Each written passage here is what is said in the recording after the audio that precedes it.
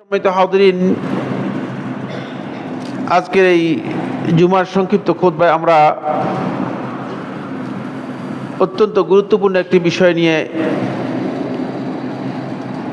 চেষ্টা করব সংক্ষেপে কিছু কথা আপনাদের সামনে আরজ করার জন্য। আর সেই বিষয়টি হচ্ছে, কেন আমরা আল্লাহর বান্দা ঈমান এনেছি, ইসলাম গ্রহণ করেছি এবং নিজের আল্লাহর বান্দা হিসেবে নিজেদেরকে দাবি করি, মসজিদে এসে মাঝে মধ্যে সালাত আদায় করি, আল্লাহ তাআলার বিভিন্ন ইবাদত করি, তারপরেও কেন হক সত্য যেটা হক দলিলের ভিত্তিতে জানার পরে অনেক সময় স্পষ্ট করে হক জানার পরেও কেন আমরা হক কবুল করতে পারি না? হক কবুল করার ক্ষেত্রে প্রতিবন্ধকগুলো, বাধাগুলো কি? যে জিনিসগুলো আমাদেরকে বাধা দেয় সেগুলো কি, যেই কারণে আমরা আসলে হক কবুল করতে পারি না? এর একটা গ্রাউন্ড রয়েছে। প্রথমে আমি গ্রাউন্ডটা আলোচনা করব, তারপরে আমি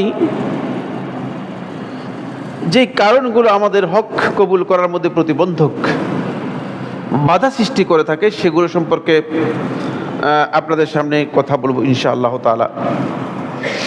গ্রাউন্ডটা হচ্ছে এই যে আমরা আসলে দীর্ঘদিন থেকেই,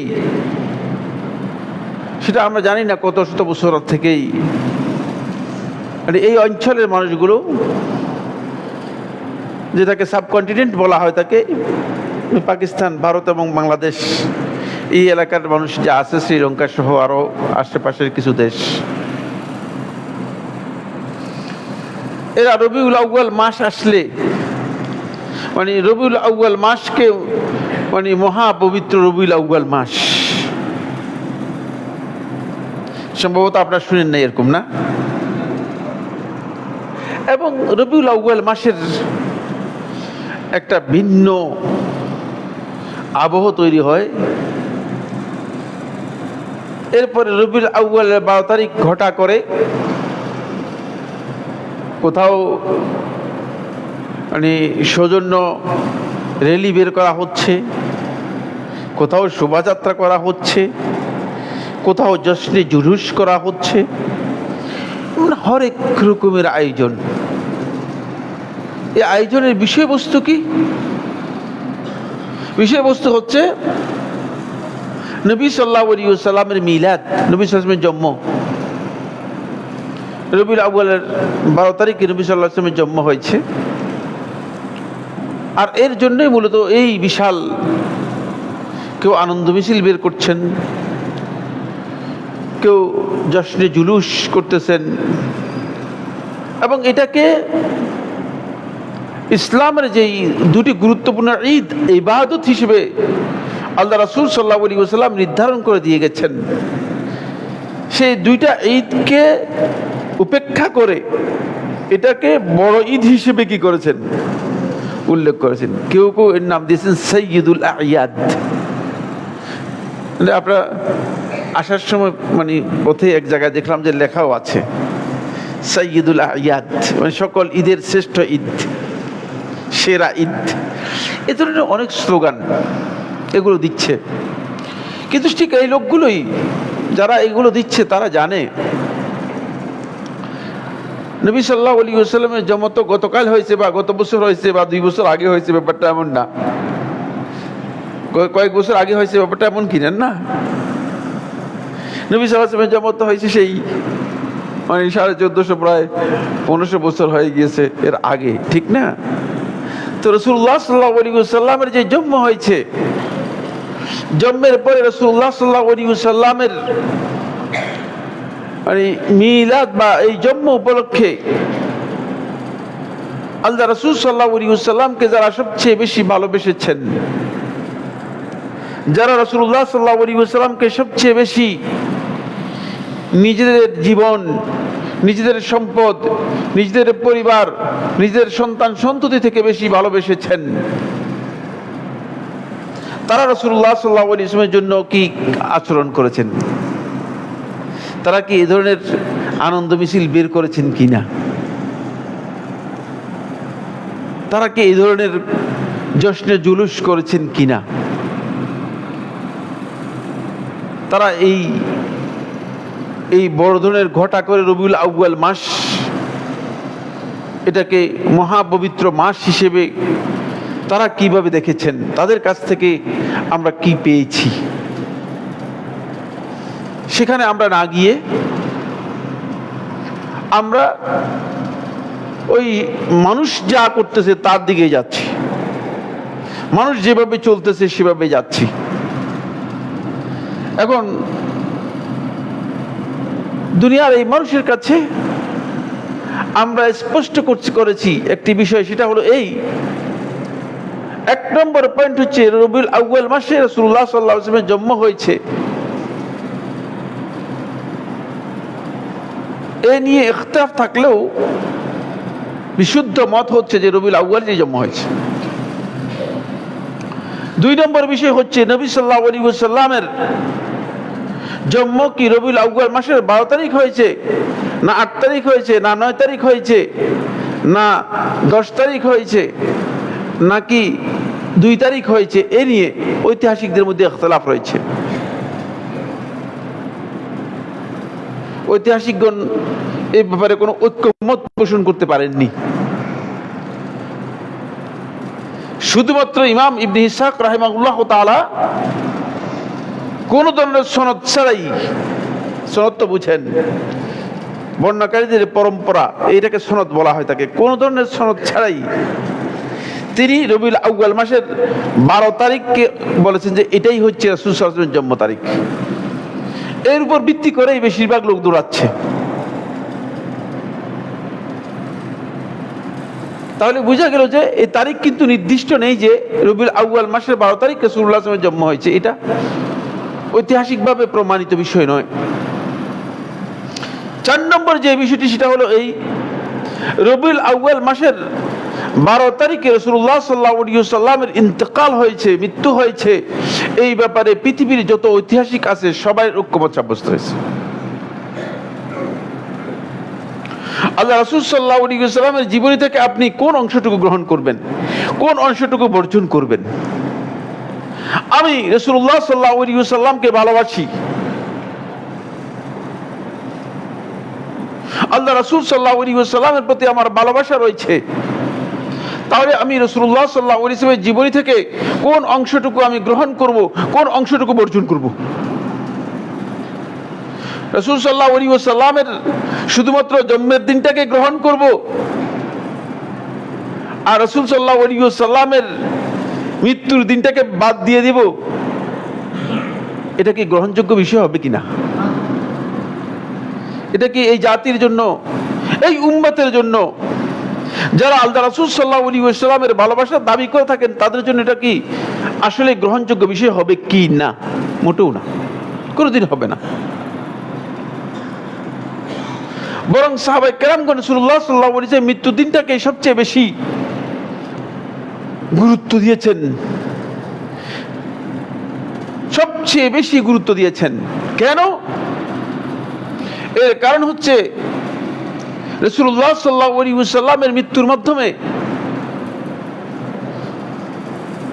এই পৃথিবীবাসী যে জিনিসটুকু হারিয়েছে সেটা হচ্ছে এই কিয়ামত পর্যন্ত আর আল্লাহ রাসূল সাল্লাল্লাহু আলাইহি ওয়াসাল্লাম যেভাবে ওহী নিয়ে আসতেন, কিয়ামত পর্যন্ত আসমান থেকে আর উম্মতের জন্য কোনো ওহী আসবে না। ওহীর দরজা বন্ধ হয়ে গিয়েছে। তাহলে এটা অত্যন্ত কঠিন বিষয়। ফলে আল্লাহ রাসূল সাল্লাল্লাহু আলাইহি ওয়াসাল্লামের মৃত্যুর ঠিক কয়েকদিন পরেই, রাসূলুল্লাহ সাল্লাল্লাহু আলাইহি ওয়াসাল্লাম মৃত্যুর ঠিক কয়েকদিন পরেই আবু বকর এবং ওমর দুইজন একত্রিত হয়ে আবু বকর রাদিয়াল্লাহু তাআলা আনহু ওমরকে বললেন যে ওমর চলো আমরা গিয়ে উম্মে আইমানের সাথে সাক্ষাৎ করি। উম্মে আইমান নামে কারো নাম শুনেছেন আপনারা? শুনেন নাই? না শুনলে দুঃখজনক, শোনা দরকার ছিল। যিনি জন্মের দিন থেকে আরম্ভ করে মৃত্যু পর্যন্ত আল্লাহ রাসূল সাল্লাল্লাহু আলাইহি ওয়াসাল্লামকে দুই চোখে দেখেছেন, তিনি হচ্ছেন উম্মে আইমান রাদিয়াল্লাহু তাআলা আনহা। এবং আল্লাহ রাসূল সাল্লাল্লাহু আলাইহি ওয়াসাল্লাম তার মা আমিনা বিনতে ওয়াহাবকে বাদ দিয়ে রাসূলুল্লাহ সাল্লাল্লাহু আলাইহি ওয়াসাল্লাম দুইজন মহিলাকে মা হিসেবে রাখতেন। তাদের মধ্যে একজন হচ্ছে উম্মে আইমান রাদিয়াল্লাহু তাআলা আনহা। জেনে নিন আজকে, এবং তার জীবনী পড়লে অনেক গুরুত্বপূর্ণ জিনিস পাবেন।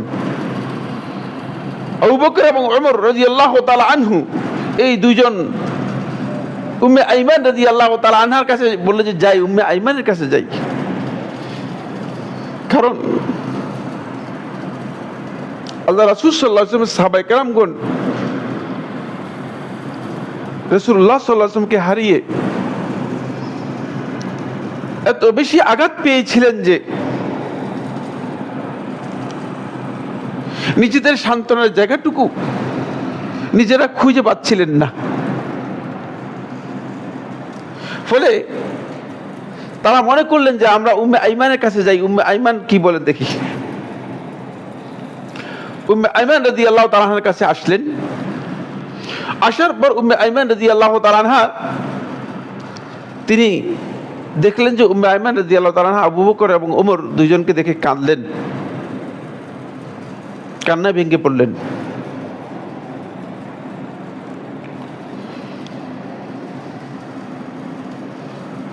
আবু বকর রাদিয়াল্লাহু তাআলা আনহু বললেন, উম্মে আইমান, আমরা তো আপনার কাছে এসেছি যাতে আপনার কাছ থেকে কিছু সান্ত্বনা নিয়ে যেতে পারি,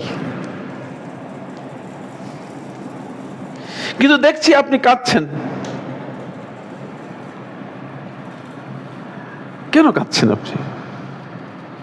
উম্মে আইমান রাদিয়াল্লাহু তাআলা আনহা তখন তিনি বললেন, আবু বকর, ওমর, আমি রাসূলুল্লাহ সাল্লাল্লাহু আলাইহি ওয়াসাল্লাম এর মৃত্যুর জন্য কাঁদছি না, কারণ তিনি আমাদেরকে রেখে চলে যাবেন, এটাই সিদ্ধান্ত, এটা আমরা জানি। তিনি আমাদের কাছ থেকে বিদায় নিয়ে যাবেন, এটাই আমরা জানি। কিন্তু আমি যে জন্য কাঁদছি সেটা হচ্ছে এই যে আজকের এই দিন থেকে কিয়ামত পর্যন্ত আর আল্লাহ তাআলা আমাদের জন্য যে হিদায়াত নাযিল করতেন,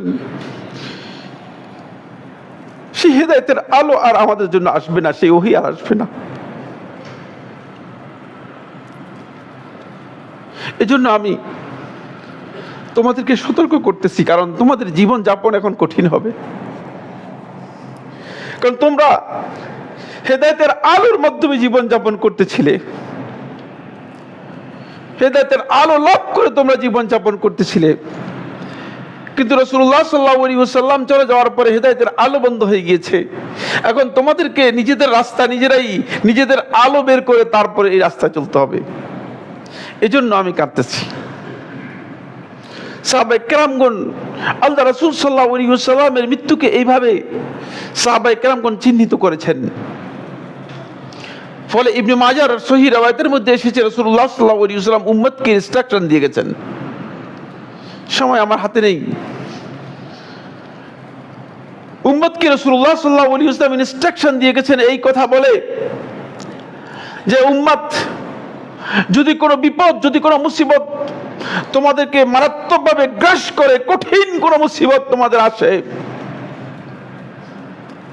যে মুসিবতে তুমি দিশেহারা, কিংকর্তব্য বিমূঢ় অবস্থায় চলে গিয়েছো, যে মুসিবতে তুমি মনে করছো যে তোমার আর কোন পথ নেই, পথ তোমার সামনে সব রুদ্ধ হয়ে গিয়েছে, বন্ধ হয়ে গিয়েছে, এমন কোন মুসিবত যদি তোমার সামনে আসে, তখন তুমি সব সময় আমার মৃত্যুর এই মুসিবতের কথা স্মরণ করবে, তাহলে দুনিয়ার সমস্ত মুসিবত তোমার সহজ হয়ে যাবে। সুবহানাল্লাহ, সুবহানাল্লাহ। কিন্তু উম্মত আসল জিনিসটাকেই ম্যানেজ করে দিয়েছে, বাদ দিয়ে দিয়েছে। রাসূল সাল্লাল্লাহু আলাইহি ওয়াসাল্লাম এতগুলো হাদিস বলে গেছেন, এতজন সাহাবী রেখে গেছেন। একজন সাহাবী রাসূলুল্লাহ সাল্লাল্লাহু আলাইহি ওয়াসাল্লামের মৃত্যুর পরে এই রাসূল সাল্লাল্লাহু আলাইহি ওয়াসাল্লাম মিলাদ কেন্দ্রিক এই ধরনের কোনো আয়োজন, জুলুস, এই ধরনের কোনো মিছিল, এই ধরনের কোনো র্যালি এগুলো বের করেছেন, এর কোনো ইতিহাস নেই। কিন্তু উম্মাহ আমরা বুঝতে পারিনি, আমরা এই হক কবুল করতে পারিনি, বরং এটাকে আমরা ইবাদত বানিয়ে নিয়েছি। 5 ওয়াক্ত সালাত, 5 ওয়াক্ত মিলাদ, সালাতের পরে মিলাদ আছে, আপনাদের জন্য মিষ্টির আপ্যায়নের আয়োজন আছে। ইন্না লিল্লাহি ওয়া ইন্না ইলাইহি রাজিউন। তো এই উম্মত হেদায়েত কবুল করেছে, এটা বলার সুযোগ আছে? এটা হেদায়েত? কেন এই হেদায়েত কবুল করতে আমরা পারছি না, যেটা সাহাবায়ে কেরামের কাছ থেকে পাইনি, যেটা তাবিঈদের কাছ থেকে পাইনি? তাবিঈদের লম্বা একটা সময়, প্রায় সেটাও 100 বছরের কাছাকাছি। সাহাবীদের লম্বা একটা সময়, 99 বছর, কেউ কেউ 101 বছর উল্লেখ করেছেন। তারপরে তাবিঈদের সময় লম্বা একটি সময়, 100 বছরের কাছাকাছি। তবে তাবিঈদের সময় এই লম্বা সময় অতিক্রম করেছে, তাদের কারো কাছ থেকে আমরা পাইনি। এর পরবর্তী সময় আইম্মাতুল ইজতিহাদ যারা ছিলেন, মুজতাহিদ ইমামগণ যারা ছিলেন, তাদের একটি লম্বা সময় গিয়েছে, তাদের একটি লম্বা সময় গিয়েছে। কেউ কেউ এটাকে উল্লেখ করেছেন 311 হিজরি পর্যন্ত। এই একটা বিশাল লম্বা সময়, বরং এর চেয়ে বেশি সময়। 311 হিজরি পরেও এই উম্মার অনেক বড় বড় মুজতাহিদ আলিম এই উম্মার মধ্যে এসেছেন, যারা আইম্মাতুল ইজতিহাদ ছিলেন। তাদের এই লম্বা সময়ের মধ্যে কোনো কাউকে ইজতিহাদ করে এই কথা বলতে শুনি নাই যে হ্যাঁ, রাসূল সাল্লাল্লাহু আলাইহি ওয়াসাল্লামের মিলাদ 12 তারিখ রবিউল আউয়াল, এই দিন জশ্নে জুলুস করব আমরা, বা জশ্নে জুলুস করা ইবাদত, বা জশ্নে জুলুস করা মুস্তাহাব, এটা কেউ বলেন নেই, কারো কাছ থেকে সাব্যস্ত হয় নেই। কিন্তু এখন এটা আমাদের মৌলিক ইবাদত। এখন যদি আপনি মিলাদ সম্পর্কে কিছু বলেন, তাহলে আপনার খবর আছে, আপনার খবর আছে। প্রায় 4th হিজরির মানে প্রথমাংশ, দ্বিতীয়াংশে যখন মিশরে ওবাইদীরা ক্ষমতায় আসে, তখন ওবাইদীরা সর্বপ্রথম মানুষদেরকে নিজেদের সপক্ষে টানার জন্য, কারণ ওবাইদীদের বিরুদ্ধে ছিল মিশরের জনগণ, জোর করে যুদ্ধ করে ওবাইদীরা ক্ষমতা নিয়ে নেয়, ক্ষমতা দখল করে নেয়। তখন তারা এই লোকদেরকে নিজেদের সপক্ষে আনার জন্য 6টা মিলাদ আবিষ্কার করেছে। 6টা কি করেছে? মিলাদ আবিষ্কার করেছে। এই 6টা মিলাদ, প্রত্যেকটি মিলাদের উদ্দেশ্য হচ্ছে, মিলাদ হবে, সবাই একত্রিত হবে, গোটা করে কিছু আয়োজন করবে, কিছু এই সে করবে, তারপরে খাবারের আয়োজন হবে, এবং আস্তে আস্তে করে এরা সব ওবাইদীদের সপক্ষে চলে আসছে। ফলে এই আয়োজনের মাধ্যমে ওবাইদীরা জোরপূর্বক প্রায় 200 বছর, 200 নয়, 200 চেয়ে কম, অনেক, মানে 150 ধরতে পারেন, 150 বছরের মতো ওবাইদীরা জোরপূর্বক মিশরের ক্ষমতায় থেকে যায়। আর ওবাইদী, এই ওবাইদুল্লাহ আল গাদ্দাহ, মানে এর মা ছিল ইহুদি। সে নিজেকে দাবি করতো সে ইসমাইল ইবনে জাফর রাদিয়াল্লাহু তাআলা আনহু ওয়া রাহিমাহুল্লাহু তাআলা তার সন্তান। নাউজুবিল্লাহ, মিথ্যা কথা। এরা কেউ ইমাম জাফর সাদিক অথবা এদের কারোর সাথে এদের কোনো সামান্যতম কোনো সম্পর্ক ছিল না। মিথ্যা দাবি, মিথ্যা বক্তব্য। ফলে দেখবেন যে ইতিহাসে তাদেরকে ফাতিমি মানে বলা হয় থাকে, আসলে ফাতিমি বলতে কিছুই না, তারা নিজেদেরকে ফাতিমি নাম দিয়েছে। ওবাইদি নাম দিলে তো কেউ গ্রহণ করবে না।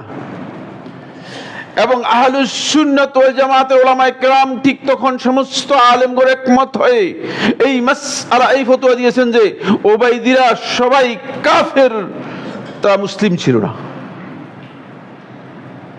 আপনি দেখেন ইতিহাসে তারা এটা আবিষ্কার করে। তখন আহলুস সুন্নাহ এই মিলাদকে একবারেও গ্রহণ করেনি,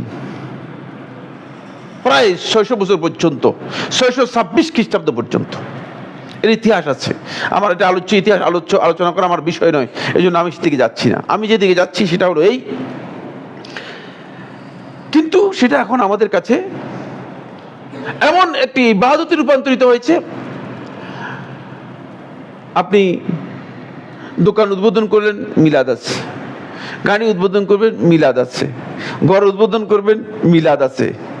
কি ব্যাপারটা কি? মানে আপনি এটাকে কি মনে করে, মানে তাহলে বোঝা যাচ্ছে যে মানে আপনার কাছে সবচেয়ে শ্রেষ্ঠ, সবচেয়ে মর্যাদাপূর্ণ ইবাদত হচ্ছে কি? মিলাদ।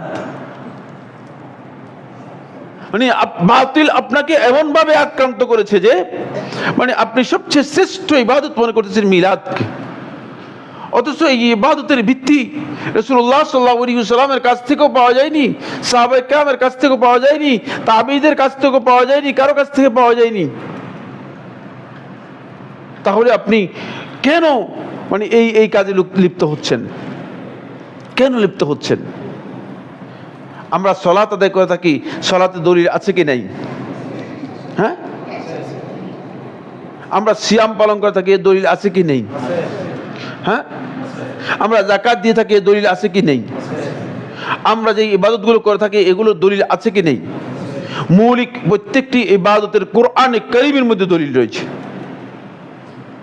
তো আপনার এই ইবাদতের দলিল কোরআনের মধ্যে কোথায় রয়েছে? আপনার এই ইবাদতের দলিল কোরআনের মধ্যে কোথায় রয়েছে?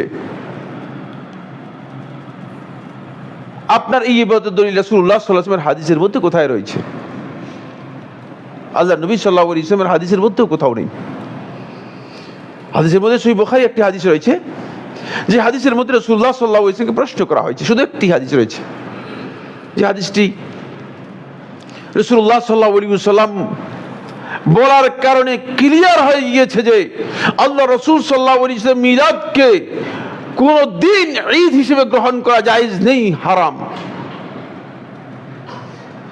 রাসূলুল্লাহ সাল্লাল্লাহু আলাইহি ওয়াসাল্লামকে প্রশ্ন করা হয়েছে যে আল্লাহ রাসূল সাল্লাল্লাহু আলাইহি ওয়াসাল্লাম, আমরা বৃহস্পতিবার এবং সোমবার এই দিনগুলো আপনি রোজা রাখেন, আমরাও রোজা রাখি, আমরা কি সোমবারের রোজা রাখবো কিনা? তখন রাসূলুল্লাহ সাল্লাল্লাহু আলাইহি ওয়াসাল্লাম, হ্যাঁ তোমরা সোমবারের সিয়াম পালন করো। ফাইন্নাহু ইয়াউম উলিদতু ফীহি। রাসূলুল্লাহ সাল্লাল্লাহু আলাইহি ওয়াসাল্লাম শুধু এতটুকু বলেছেন যে এই দিন মানে এমন একটা দিন যে দিনে আমি জন্মগ্রহণ করেছি। তো যে দিনে সিয়াম পালন করা হয় থাকে সেটা ঈদের দিন হবে কিনা? ঈদের দিনে সিয়াম পালন করা হারাম তো না হালাল? এটা তো জান দেখে দেখাচ্ছে, মাশাআল্লাহ আপনারা আমার চেয়ে ভালো জানেন। আসলে ঈদের দিনে সিয়াম পালন করা হারাম। যদি এটা ঈদের দিন হতো তাহলে এই দিনে সিয়াম পালন করতে রাসূলুল্লাহ সাল্লাল্লাহু আলাইহি ওয়াসাল্লাম কোনোদিন বলতেন না। বরং রাসূলুল্লাহ সাল্লাল্লাহু আলাইহি ওয়াসাল্লামকে যেহেতু জিজ্ঞেসই করা হয়েছে, রাসূল সাল্লাল্লাহু আলাইহি ওয়াসাল্লাম আরো ক্লিয়ার করে বলতেন যে না, এই দিন আমি জন্মগ্রহণ করেছি, সিয়াম পালন না করে তোমরা আনন্দ উল্লাস করো। এটা রাসূলুল্লাহ সাল্লাল্লাহু আলাইহি ওয়াসাল্লাম বলেননি। দুই নম্বর বিষয় বলতে হবে, কারণ এই কথার সাথে একটা মিসকনসেপ্ট থাকতে পারে, খুবই গুরুত্বপূর্ণ বিষয়। রাসূলুল্লাহ সাল্লাল্লাহু আলাইহি ওয়াসাল্লামের জন্ম যে হয়েছে এই ব্যাপারে পৃথিবীর কোনো আলেম দ্বিমত পোষণ করেন নাই। আমি এই বক্তব্য থেকে এই কথা বুঝাচ্ছি না যে রাসূল সাল্লাল্লাহু আলাইহি ওয়াসাল্লাম জন্ম হয়নি। কারণ আপনারা হয়তো মনে করেন যে মিলাদ নাই মানে কি, একদল লোক মনে করতেছে যে এরা মিলাদকে অস্বীকার করতেছে, মানে রাসূল সাল্লাল্লাহু আলাইহি ওয়াসাল্লামের জন্ম হয়নি। না, নাউযুবিল্লাহি মিন যালিক। মিলাদ নাই এর অর্থ হচ্ছে এই অনুষ্ঠান নাই, বুঝাচ্ছি। আপনাকে বুঝতে হবে বিষয়টি, নাহলে আপনি পথভ্রষ্ট হয়ে যাবেন। আবার এই অনুষ্ঠান, এই আনুষ্ঠানিকতা নেই, এ কথা আমি বুঝাচ্ছি, বুঝতে পেরেছেন? আপনি যে জশ্নে জুলুস করতেছেন সেটা নেই।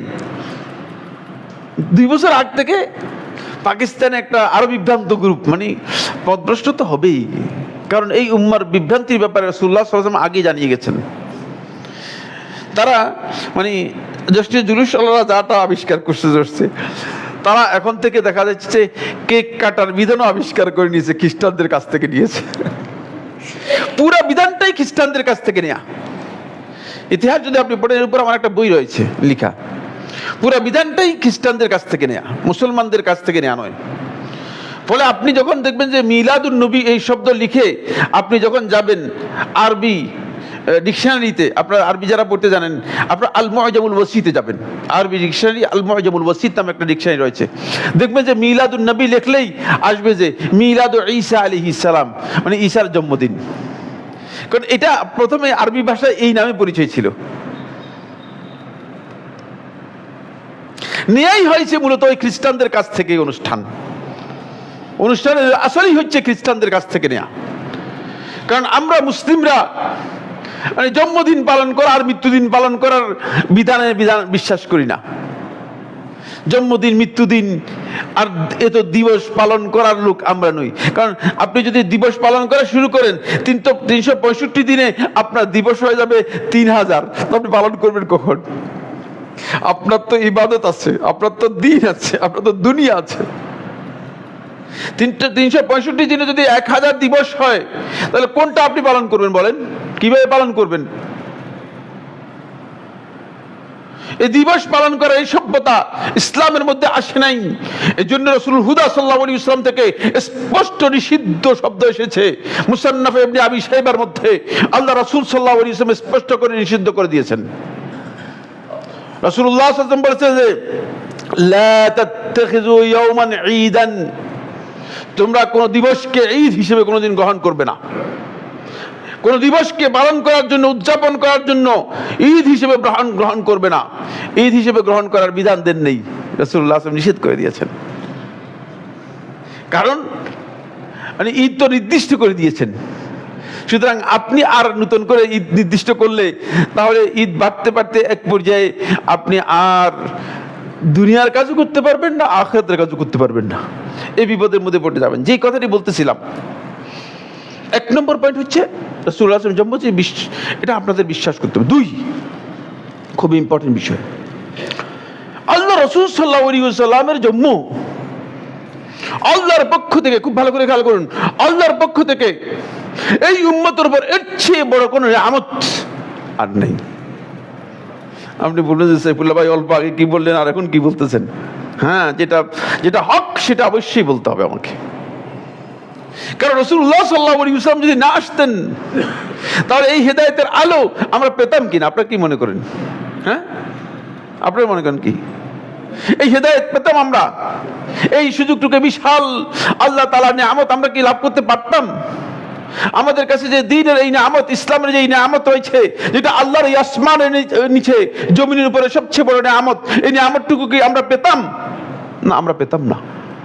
এই জন্য রাসূলুল্লাহ সাল্লাল্লাহু আলাইহি ওয়াসাল্লামের মিলাদটা এটা আল্লাহ রাব্বুল আলামিনের পক্ষ থেকে আমাদের জন্য নয়, কিয়ামত পর্যন্ত মানুষের জন্য এটা বড় নিয়ামত। ফলে আল্লাহ রাব্বুল আলামিন ক্লিয়ার করে দিয়েছেন একটি সুন্দর শব্দ দিয়ে। সূরা আম্বিয়ার মধ্যে আল্লাহ সুবহানাহু ওয়া তাআলা স্পষ্ট করেছেন, ওয়ামা আরসালনাকা ইল্লা রাহমাতাল লিল আলামিন, স্পষ্ট করে দিয়েছেন যে আপনাকে যে প্রেরণ করেছি, পাঠিয়েছি, এটা গোটা সৃষ্টি জগতের জন্য, শুধু মানুষকে নির্দিষ্ট করেন নেই, গোটা সৃষ্টি জগতের জন্য আমি রহমত হিসেবে আপনাকে প্রেরণ করেছি। সুতরাং রাসূলুল্লাহ সাল্লাল্লাহু আলাইহি ওয়াসাল্লামের মর্যাদার বিষয়টি এই আয়াতের মধ্যে যেটা বলা হয়েছে, এর চেয়ে বড় মর্যাদার কিছুই আছে দুনিয়াতে আমার জানা নেই। সবচেয়ে বড় মর্যাদার বিষয়ে স্পষ্ট করে দেওয়া হয়েছে। সুতরাং এটা আমাদেরকে বিশ্বাস করতে হবে। রাসূল সাল্লাল্লাহু আলাইহি ওয়াসাল্লাম মিলাদটা এটা আমাদের নিশ্চিত জানতে হবে, এটা আল্লাহ তাআলার পক্ষ থেকে সবচেয়ে বড় নিয়ামত আমাদের জন্য। 3 নম্বর বিষয় হচ্ছে রাসূলুল্লাহ সাল্লাল্লাহু আলাইহি ওয়াসাল্লামের মিলাদ সংক্রান্ত কোন বিষয়ে আল্লাহ নবী সাল্লাল্লাহু আলাইহি ওয়াসাল্লাম যেহেতু আলোচনা করেন নেই, কোন হাদিসে আলোচনা করেন নেই। কারণ আপনি বলবেন সাইফুল্লাহ ভাই আলোচনা করেন নেই কিভাবে বলতেছেন? আমি আলোচনা করেন নেই এভাবে বলতেছি, যেহেতু রাসূলুল্লাহ সাল্লাল্লাহু আলাইহি ওয়াসাল্লাম যখন মৃত্যুবরণ করেন তখন আল্লাহ নবী সাল্লাল্লাহু আলাইহি ওয়াসাল্লাম প্রায় 1.5 লক্ষ সাহাবী জীবিত ছিলেন। একজন সাহাবীও কি রাসূলুল্লাহ সাল্লাল্লাহু আলাইহি ওয়াসাল্লাম যদি আলোচনা করতেন তাহলে একজন সাহাবী কি শুনতেন না? আপনারা কি মনে করেন? এটা কি আপনারা কি মনে করেন শুনতেন না? অবশ্যই, হ্যাঁ, অবশ্যই শুনতেন। কিন্তু একজন সাহাবীও বর্ণনা না করার অর্থই হচ্ছে আল্লাহর রাসূল সাল্লাল্লাহু আলাইহি ওয়াসাল্লাম তার জন্মের ব্যাপারে রাসূলুল্লাহ সাল্লাল্লাহু আলাইহি ওয়াসাল্লাম কোনো বর্ণনা করেন নাই, এবং আল্লাহ রাসূল সাল্লাল্লাহু আলাইহি ওয়াসাল্লাম জন্মের ব্যাপারে যতগুলো রিওয়ায়াত উল্লেখ করা থাকে সবগুলো ডাহা মিথ্যা। এর একটি ঐতিহাসিক কোনো ভিত্তি অথবা কোনো ধরনের হাদিসের ভিত্তি নেই। এই কারণেই যেহেতু রাসূলুল্লাহ সাল্লাল্লাহু আলাইহি ওয়াসাল্লাম তার জন্ম সম্পর্কে আলোচনা করেন নাই, এই কারণে আল্লাহ রাসূল সাল্লাল্লাহু আলাইহি ওয়াসাল্লামের জন্ম নিয়ে এত বিস্তারিত আলোচনার প্রয়োজন নেই, কারণ জন্মের বিষয়টা এভাবে বিস্তারিত আলোচনা করার প্রয়োজন নেই। ফলে আমরা আল্লাহ রাসূল সাল্লাল্লাহু আলাইহি ওয়াসাল্লামের যে জিনিসটুকু গ্রহণ করবে সেটা হচ্ছে রাসূলুল্লাহ সাল্লাল্লাহু আলাইহি ওয়াসাল্লাম যে সুন্নাত রেখে গেছেন, রাসূলুল্লাহ সাল্লাল্লাহু আলাইহি ওয়াসাল্লাম যে সিরাত রেখে গেছেন, রাসূলুল্লাহ সাল্লাল্লাহু আলাইহি ওয়াসাল্লাম যে আখলাক রেখে গেছেন, সেগুলো আল্লাহ রাসূল সাল্লাল্লাহু আলাইহি ওয়াসাল্লামের আলোচনা করে মানুষ যাতে করে আল্লাহ রাসূলকে অনুসরণ করতে পারে। লাকাদ কানা লাকুম ফি রাসূলিল্লাহি উসওয়াতুন হাসানাহ, আল্লাহ রাসূলের মধ্যে তোমাদের জন্য উত্তম আদর্শ রয়েছে। রাসূলকে যাতে করে আমরা অনুসরণ করতে পারি সেই বিষয়গুলো হচ্ছে আমাদের জন্য খুবই গুরুত্বপূর্ণ। সেটাকে সবচেয়ে বেশি গুরুত্ব দিতে হবে। আপনি সেটাকে সবচেয়ে বেশি গুরুত্ব দিবেন। এই উপলক্ষে 4 নম্বর কথা হচ্ছে শেষ কথা, এই বিষয়ের উপর আলোচনা করবো না, এরপরে বিষয়ে যাব। অনেকে মিলাদকে গুলিয়ে ফেলেছেন রাসূলুল্লাহ সাল্লাল্লাহু আলাইহি ওয়াসাল্লামের উপর দরুদের সাথে। আল্লাহ রাসূল সাল্লাল্লাহু আলাইহি ওয়াসাল্লামের দরুদ পাঠ করা এবং অধিক পরিমাণে দরুদ পাঠ করা এটি সুন্নাহ সম্মত অত্যন্ত গুরুত্বপূর্ণ আমল। বরং রাসূলুল্লাহ সাল্লাল্লাহু আলাইহি ওয়াসাল্লামের নাম যখন আসবে তখন সাল্লাল্লাহু আলাইহি ওয়াসাল্লাম বলা এটি আলেমদের মধ্যে কেউ কেউ ওয়াজিব বলেছেন, তার উপর দরুদ পড়া এটা ওয়াজিব বলেছেন। দেখেন, আমি আল্লাহ রাসূল সাল্লাল্লাহু আলাইহি ওয়াসাল্লাম যখন নাম বলি সাল্লাল্লাহু আলাইহি ওয়াসাল্লাম ছাড়া আমার মুখে আসেই না, আসবেই না। আহলুল হাদিসদের মানহাজি হচ্ছে একটাই, সেটা হলো এই, সবচেয়ে বেশি রাসূলের উপর দরুদ যারা পড়েন তারা হচ্ছেন আহলুল হাদিসরা। কারণ তারা প্রত্যেকটি হাদিস যখন বর্ণনা করেন তখন রাসূলুল্লাহ সাল্লাল্লাহু আলাইহি ওয়াসাল্লাম তারা সাল্লাল্লাহু আলাইহি ওয়াসাল্লাম লিখেন এবং সাল্লাল্লাহু আলাইহি ওয়াসাল্লাম পড়েন, দুইটাই। হাদিসের একটি কিতাবও নেই আপনি দেখাবেন যেখানে আল্লাহ রাসূল সাল্লাল্লাহু আলাইহি ওয়াসাল্লাম লেখা নেই, দরুদ লেখা নেই এবং সাল্লাল্লাহু আলাইহি ওয়াসাল্লাম পড়া হয় না।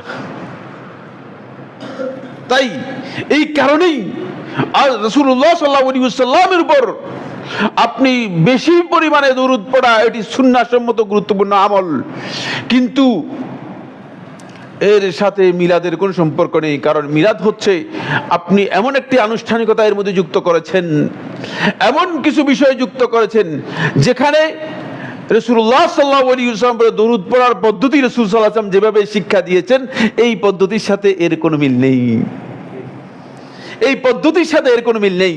এই কারণে এই আনুষ্ঠানিকতা, এই আয়োজন পুরোটাই রাসূলুল্লাহ সাল্লাল্লাহু আলাইহি ওয়াসাল্লামের সুন্নাহ দ্বারা সমর্থিত নয়। কোন ইবাদতের মধ্যে নিজের পক্ষ থেকে যোগ করা বৈধ নয়, নিজের পক্ষ থেকে কোন ইবাদতের মধ্যে বাদ দেওয়া বৈধ নয়। যেমন সালাতের মধ্যে সালাম হচ্ছে দুইটা, সালাতের মধ্যে সালাম কয়টা? হ্যাঁ, দুটি সালাম। এখন আমি বললাম যে একদিকে সালাম ফিরাই চলে গেলাম, বলে একদিকে সালাম ফিরাইলে তো সালাত শেষ হয়ে যাবে। কারণ দ্বিতীয় দিকে সালাম ফিরানোর ব্যাপারে আলেমদের মধ্যে ইখতিলাফ রয়েছে, কেউ ফরজ বলেছেন, কেউ বলেছেন ফরজ না সুন্নাত। হানাফি ফকিহগণ সুন্নাত বলেছেন, আলেমদের মধ্যে ইখতিলাফ রয়েছে। তখন বললেন ঠিক আছে একদিকেই ফিরে চলে গেলাম। না, ইবাদতের মধ্যে নিজের মন গড়া কোনো বিষয় যুক্ত করা অথবা নিজের মন গড়া কোনো বিষয়কে বাদ দেওয়া এটা বৈধ নয়। ইচ্ছাকৃত ভাবে আপনি করতে পারবেন না, করলে তাহলে আপনি ইবাদতের মধ্যে নিজের মন গড়া ইবাদত করলেন, যেটা আল্লাহ রাসূল সাল্লাল্লাহু আলাইহি ওয়াসাল্লাম সুন্নাহ কি করে না, সাপোর্ট করে না। আসুন এবার আমি খুব সংক্ষেপে শুধুমাত্র পয়েন্টগুলো আলোচনা করে যাব। সেটা হচ্ছে এই যে এতগুলো কথা বললাম, তারপরেও জশ্নে জুলুস কি বন্ধ হয়ে যাবে? ব্যাপারটা এমন কিনা? আমি জানি যে বন্ধ হবে না। তারপরেও কি আপনাদের এখানে জিলাপি, এখানে তো আলহামদুলিল্লাহ মনে হয় এটা হয় না, না? আপনারা কিছুটা হেদায়েতের উপর আছেন। আল্লাহ তাআলা হেদায়েতের উপর আপনাদেরকে রাখুন, বলুন আমিন। মানে কিন্তু মানে প্রায় মসজিদগুলোতেই জিলাপি টিলাপি দিয়ে মানে বেশ মানে অবস্থা অন্যরকম হয়ে যায়। তারা মনে করে থাকে যে মানে এটা না করলে আমরা রাসূলকে তো ভালোবাসলাম না। জিলাপির মধ্যে কি রাসূলুল্লাহ সাল্লাল্লাহু আলাইহি ওয়াসাল্লাম ভালোবাসা আছে আপনি এটা মনে করেন? হ্যাঁ, কেন মনে করেন না? কারণ আল্লাহ রাসূল সাল্লাল্লাহু আলাইহি ওয়াসাল্লাম যুগে তো জিলাপি ছিলই না। আরে বাবা, রাসূলুল্লাহ সাল্লাল্লাহু আলাইহি ওয়াসাল্লাম যুগে নয়, এখনো বর্তমানে আরবে কোথাও জিলাপি নাই। যেই জায়গায় রাসূলুল্লাহ সাল্লাল্লাহু আলাইহি ওয়াসাল্লাম জন্ম হয়েছে সে মক্কা এবং মদিনায়। আমি সাইফুল্লাহ 18 বছর ছিলাম, আমি মদিনাতে 18 বছর ছিলাম। যেখানে আল্লাহর হাবিব সাল্লাল্লাহু আলাইহি ওয়াসাল্লাম কত বছর ছিলেন? 10 বছর ছিলেন। সেখানে আমি 18 বছর ছিলাম, সেখানে এখনো জিলাপি নেই। সুতরাং আপনি জিলাপিতে তো আল্লাহ রাসূলের ভালোবাসা নেই, এর জন্য দলিল এটাই যথেষ্ট। কারণ সর্বপ্রথম তো আপনি বলতে হবে যে ওই মদিনার মানুষগুলোই আল্লাহ রাসূলকে সবচেয়ে বেশি ভালোবেসেছেন, কারণ তারা নিজেদের জীবন উৎসর্গ করেছেন, নিজেদের সম্পদ উৎসর্গ করেছেন, নিজেদের সব কিছু দিয়ে রাসূল সাল্লাল্লাহু আলাইহি ওয়াসাল্লামকে এই প্রতিশ্রুতি দিয়েছেন যে আপনি আসুন, আপনার জন্য আমাদের যা যা করা দরকার তা করব। সুতরাং এর মধ্যে আসলে কিচ্ছু নেই। কিন্তু এত কথা বলার পরেও কি মানুষ এই হক কবুল করবে? করবে না। 1 নম্বর কারণ, কেন করবে না? কেন এই হক কবুল করবে না? এর কারণ কি? 1 নম্বর কারণ হচ্ছে আসলে ওলামায়ে কেরাম উল্লেখ করেছেন, প্রথম প্রতিবন্ধক হচ্ছে জাহাল, মূর্খতা। আমরা জানতে চাই না। কেউ আপনাকে জানালেও এটা আপনি জানতে চান না। আপনি চোখ বন্ধ করে আছেন, মূর্খতার মধ্যে রয়েছে। না জানাকে আপনি মনে করতেছেন না জানাটাই আমার জন্য ভালো। আমাদের অবস্থা হচ্ছে আমরা কখনো জানতে চাই না। ফলে হক কবুল করাটা আমাদের জন্য কঠিন হয়ে গিয়েছে। সূরা ইউনূসের 39 নম্বর আয়াতের মধ্যে আল্লাহ রাব্বুল আলামিন স্পষ্ট করে বলেছেন তারা কেন হক কবুল করতে পারছে না। এর কারণ হচ্ছে বাল কাযযাবু বিমা লাম ইউহীতু বিইলমিহি, তারা যে অস্বীকার করেছে, হককে যে তারা মিথ্যা প্রতিপন্ন করেছে। এই মিথ্যা প্রতিপন্ন করার কারণ হচ্ছে তারা এই বিষয় সম্পর্কে প্রকৃত যে নলেজ, প্রকৃত যে জ্ঞান অর্জন করার দরকার ছিল সেটা তারা অর্জন করতে পারেনি, তারা জানতে পারেনি। জ্ঞান নেই, সব চলছি এভাবে আমরা চলে যাচ্ছি। মানে অনেক লম্বা আলোচনা করবো না, সময় শেষ হয়ে যাওয়ার কারণে। আর ফলে এটা আমাদের জন্য বড় প্রতিবন্ধক। 2 নম্বর প্রতিবন্ধক হচ্ছে অন্তরের মধ্যে হিংসা বিদ্বেষ যুক্ত থাকলে তিনি হক কবুল করতে পারেন না। মানুষদেরকে যখন বিভিন্ন ঘরানায় রূপান্তরিত করে দিয়েছে, এদেরকে ওয়াহাবি বানিয়েছে, এদেরকে সুন্নি না সিন্নি বানিয়েছে, এদেরকে কি বিরিয়ানি বানিয়েছে, এদেরকে এটা বানিয়েছে, এদেরকে মানে কি প্রকারের, কাউকে দেবন্দি বানিয়েছে, কাউকে ওইবন্দি বানিয়েছে, এই যে বিভিন্ন গ্রুপ করে দিয়েছে, ফলে মানুষের অন্তরের মধ্যে একটা রেষারেষি তৈরি করে দিয়েছে, হাসাদ। তখন আপনি মনে করতেছেন যে সাইফুল্লাহর কথা শোনার দরকার নেই। এই হাসাদ সর্বপ্রথম ইহুদি সম্প্রদায় এই হাসাদের মধ্যে লিপ্ত হয়েছে। ফলে ইহুদিরা একজনও কি করতে পারে না, ইসলাম গ্রহণ করতে পারে না, খুব কম, হাতে গোনা। একজন ঐতিহাসিক বলেছেন 4 জন, আরেকজন বলেছেন 7 জন। মানে গোটা ইহুদিদের মদিনাতে 3টা ইহুদি গোত্র ছিল, আপনারা মনে হয় জানেন। এই সবগুলো ইহুদি গোত্রের মধ্যে রাসূলুল্লাহ সাল্লাল্লাহু আলাইহি ওয়াসাল্লামের হাতে কেবলমাত্র একজন ঐতিহাসিক বলেছেন 4 জন, একজন ঐতিহাসিক বলেছেন 7 জন ইসলাম গ্রহণ করেছে, আর বাকিরা ইসলাম গ্রহণ করতে পারে নাই, ইসলামে আসতে পারে নাই। দেখছেন, অথচ তারা মদিনায় আসছে শুধুমাত্র এই উদ্দেশ্যে। তারা মদিনায় বসতি তাদের ছিল না, তাদের বসতি ছিল বাইরে, মদিনার বাইরে, সিরিয়ার কাছাকাছি জায়গায় এবং ফিলিস্তিন অঞ্চলে। তারা মদিনায় আসছে শুধুমাত্র এই জন্য যে তাদের কিতাবের মধ্যে লেখা আছে যে এই খুব অল্প সময়ের মধ্যে একজন নবী বের আসবেন, যার অবস্থানটা হবে মদিনায়, এই জায়গায়। ওই কিতাবের রেকর্ড অনুযায়ী খতিয়ান দেখে দেখে, কিতাব দেখে দেখে তারপরে আসছে মদিনায় নবীর অনুসরণ করার জন্য। কিন্তু আল্লাহ রাব্বুল আলামিনের বরাদ্দ না থাকলে হেদায়েতের বরাদ্দ লাভ করা যায় না, লাভ করতে পারে নাই, হেদায়েতের বরাদ্দ লাভ করতে পারে নাই। এরপরে 3 নম্বর বিষয় হচ্ছে অহংকার। সুবহানাল্লাহ, অহংকার কত ভয়ঙ্কর! শুধুমাত্র সামান্য অহংকারের কারণে ইবলিসের মতো মালউন ফেরেশতাদের মধ্যে থেকে বহিষ্কৃত হয়ে এমন হয়ে গিয়েছে যে কিয়ামত পর্যন্ত বিতাড়িত শয়তানে রূপান্তরিত হয়ে গিয়েছে। অহংকার আমাদের মধ্যে ভয়ঙ্কর কাজ করে। এক আলেমের বক্তব্য আরেক আলেম নিতে চায় না, বলে আমি যে তার চেয়ে অনেক ভালো জানি। এক মানে আপনি যদি কোনো কথা বলেন, বলেন যে ভাই এটা তো এইভাবে মানে আমরা বা এইভাবে শুন না, বলে না আপনি জানেন না, আমি অনেক ভালো জানি, আমি আগে থেকেই জানি। হক কবুল করবে না, অহংকারের কারণে হক কবুল করবে না। শেখুল ইসলাম ইবনে তাইমিয়া রাহমাতুল্লাহ, সময় শেষ হয়ে গেছে, কিভাবে বলবো, সময় কম, সময় নির্দিষ্ট।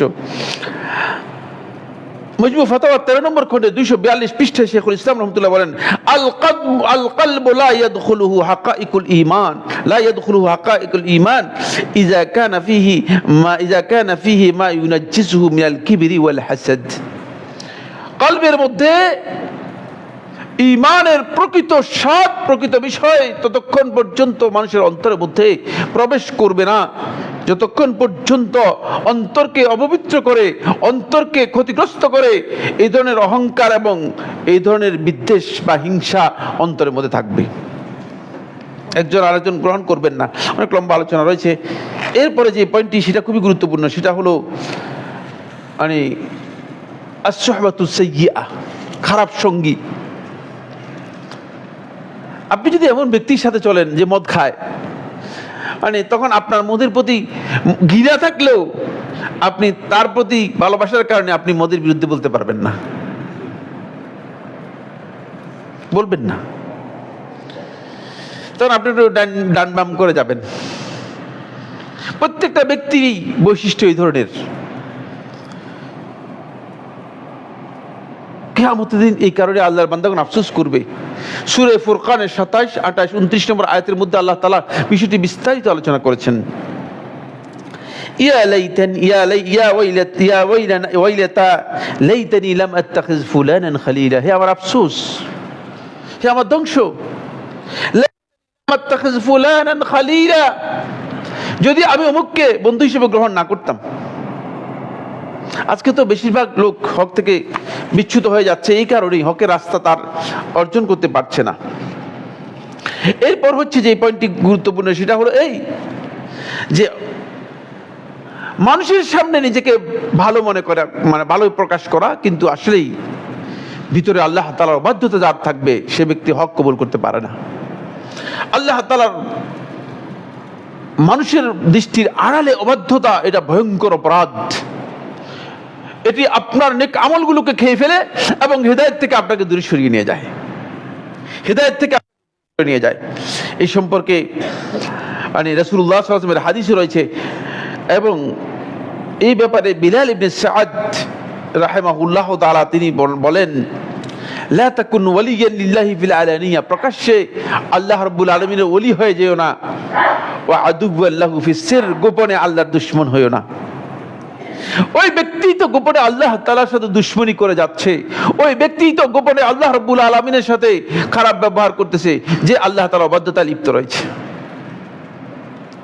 এটা ভয়ঙ্কর অপরাধ।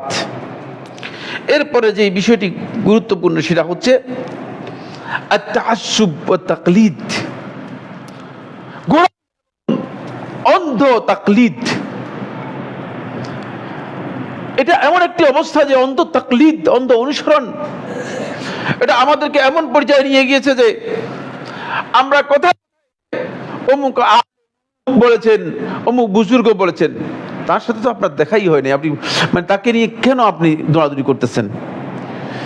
আপনার কাছে কোরআন এবং হাদিস আছে, আপনি কোরআন এবং হাদিসের কাছে যান। আপনি হক অর্জন করতেছেন, একজন বক্তব্য দিয়ে, সে আলেমের বক্তব্য দিয়ে আপনি হককে বর্জন করতেছেন। আপনি তো তার ওই আলেমের বক্তব্য কিনা সেটাও জানেন না। কারণ আমি যদি আজকে একটি মাসআলা ব্যাপারে বলি যে এটা ইমাম আবু হানিফা রাহমাতুল্লাহির মাসআলা, ইমাম আবু হানিফা রাহমাতুল্লাহির মাসআলা প্রমাণ করাটা আমার জন্য দুষ্কর, কঠিন হবে, অনেক কঠিন হবে। তার কিতাবগুলো সবগুলো তাহকিক করে একটি মাসআলা প্রমাণ করতে গেলে অন্তপক্ষে মানে আমি তাহকিক করেছি, তো আমি তো জানি অন্তপক্ষে একজন ব্যক্তির জন্য 1 মাস সময় লাগবে কমপক্ষে।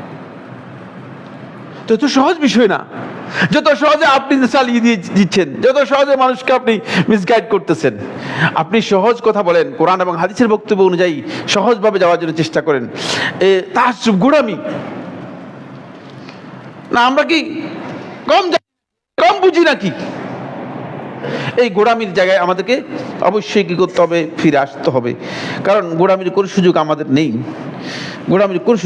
নেই। এরপরের পয়েন্ট হচ্ছে যেটা, সেটা হলো এই, অনেকে নিজের সম্মান, পদমর্যাদা, সম্পদ এগুলোর উপর ভয় করে বলছে তার দরকার নেই। আমার কাছে বহু ভাই বলেছেন যে শেখ, আমরা যদি এই যে সম্মিলিত মুনাজাত সালাতের পরে যদি মুনাজাতটা করে দেয় তাহলে আপনারা সবচেয়ে বেশি খুশি হতেন, ঠিক না? আপনারা বলতেন যে সাইফুল্লাহ ভাই একটা ভালো মুনাজাত করে দিলেন, কিন্তু মুনাজাত করে না। এখন আপনারা বলতেছেন যে আমার কয়েকজন বলতেছে সে করলে অসুবিধা, ঠিক আমাদের মনের মধ্যে একটু ভালো লাগে আর কি। কিন্তু সে তো জানে না আসলে। আমাকে অনেক ভাই আলেম, অনেক ইমাম, অনেক খতিব তারা টেলিফোন করে বলতেছে সাইফুল্লাহ ভাই, বলে আমরা তো আপনি বলেন যে এটা যে বেদাত, কোনো সন্দেহ নেই, আমরাও জানি বেদাত। কারণ হানাফি উলামায়ে কেরামও এটা বেদাত ফতোয়া দিয়েছেন, আর সবাই এটাকে বেদাত ফতোয়া দিয়েছেন যে বেদাত, এই ব্যাপারে কোনো সন্দেহ নেই। কিন্তু দেখা যাচ্ছে যে সমস্ত মসজিদের মধ্যে করতেছে তারাই, আমরাই। তো ভাই এটা করেন কেন? বলছে নইলে তো আমাদের চাকরি থাকবে না। হক কবুল করতে আমার অবস্থানটা কোথায় চলে গিয়েছে? আমি আমার চাকরির সুবিধার জন্য, আমি আমার সম্মানের সুবিধার জন্য, এগুলোর জন্য আমি না বিসর্জন দিতে রাজি আছি। কিন্তু আমি একজন ব্যক্তি দাঁড়িয়ে প্রথম বলে আসছিলাম, আজকেও বলছি, একেবারে যখন বাংলাদেশে আসি তখনও বলছি যে প্রয়োজনে ভিক্ষা করব, কিন্তু মিলাদ বেদাত করব না। আজকের দিন আবার সেটা দ্বিতীয়বার রিনিউ করে নিলাম, বুঝতে পেরেছেন? সাল্লাল্লাহু আলাইহি ওয়াসাল্লামের আমল করবেন না যে রাসূল সাল্লাল্লাহু আলাইহি ওয়াসাল্লামের সুন্নাহকে লঙ্ঘন করে, আপনি রাসূলুল্লাহ সাল্লাল্লাহু আলাইহি ওয়াসাল্লামের সামনে কিয়ামতের দিন দাঁড়াতে পারবেন না। সুহকান লিমান গায়্যারা বা'দি দুরহা, যে দিনকে পরিবর্তন করে দিয়েছে, তখন আপনি কঠিন অবস্থার মুখোমুখি হয়ে যাবেন। আল্লাহ রাব্বুল আলামিন আমাদের সবাইকে এই বিষয়গুলো বুঝার তৌফিক দান করুন। আমরা যেন হিদায়াতকে হিদায়াত হিসেবে গ্রহণ করতে পারি, হক হিসেবে গ্রহণ করতে পারি, এবং হক কবুল করার ক্ষেত্রে যে প্রতিবন্ধক রয়েছে, যে বাধাগুলো রয়েছে, সে বাধাগুলো যেন, আর অনেকগুলো বিষয় রয়েছে আলোচনা করতে পারিনি, সেই বাধাগুলো যেন আমরা সবগুলো বর্জন করে, যেখানেই থাকুক না কেন, হক যেখানেই থাকুক না কেন, যেই থাকুক না কেন, আমার কাছ থেকে গ্রহণ করতে হবে এটা শর্ত নয়। যে জায়গায় থাকুক না কেন, হক যেটা, সেটা যেন আমরা গ্রহণ করতে পারি। আল্লাহ তাআলা আমাদের সবাইকে তৌফিক দান করুন। আকুলু কাউলি হাযা লি ওয়া লাকুম ফাস্তাগফিরুল্লাহ লি ওয়া লাকুম ফাস্তাগফিরুহু ইন্নাহু হুয়াল গফুরুর রহিম।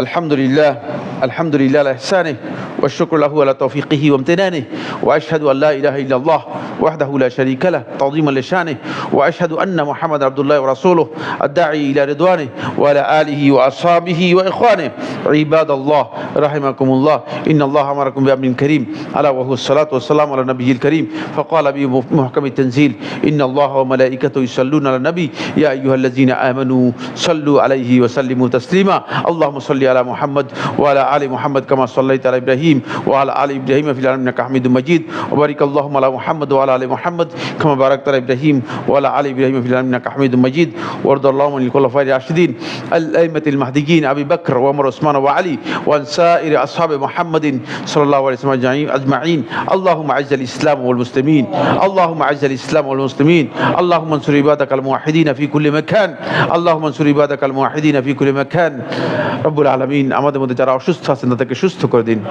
যারা বিপদগ্রস্ত আছে তাদের বিপদ দূর করে দিন সংকট ঋণগ্রস্ত আছে তাদের সংকট ঋণ দূর করে দিন রব্বুল আলামিন আমাদের সবাইকে সিরাতুল মুস্তাকিমের হিদায়াত দান করুন রব্বুল আলামিন আমাদের সবার উপর আপনার রহমত নাজিল করুন রব্বুল আলামিন আপনি আমাদের সকলকে দ্বীনের উপর ইস্তেকামত দান করুন দ্বীনের উপর আমাদেরকে হিদায়াত দান করুন আল্লাহুম্মা আতি নুফুসানা তাকওয়াহা ওয়া যাক্কিহা আনতা খায়রু মান যাক্কাহা আনতা ওয়ালিয়ুহা ওয়া মাওলাহা عباد الله رحمكم الله إن الله يأمر بالعدل والإحسان وإيتاء ذي القربى وينهى عن الفحشاء والمنكر والبغي يعظكم لعلكم تذكرون فاذكروني أذكركم واشكروا لي ولا تكفرون